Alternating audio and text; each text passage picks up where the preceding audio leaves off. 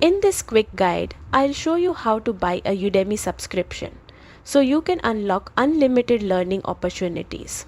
Udemy offers thousands of courses, and a subscription makes it easy to explore as much as you want. Start by opening your browser and searching for Udemy.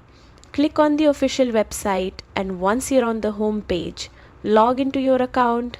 In the top right corner, click your profile icon to open the menu, then choose the option labeled Subscriptions.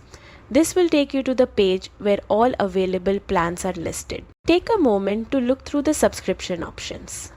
Udemy usually offers plans that suit different learning needs, so choose the one that matches your goals and budget. When you're ready, click the subscribe button next to the plan you want.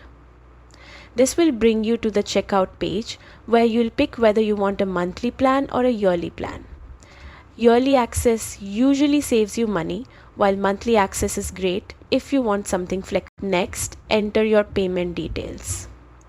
Make sure everything is correct before moving forward so your subscription activates without any issues. When everything looks good, click the button that says Start Subscription. You should receive a confirmation email shortly after, letting you know your subscription is active.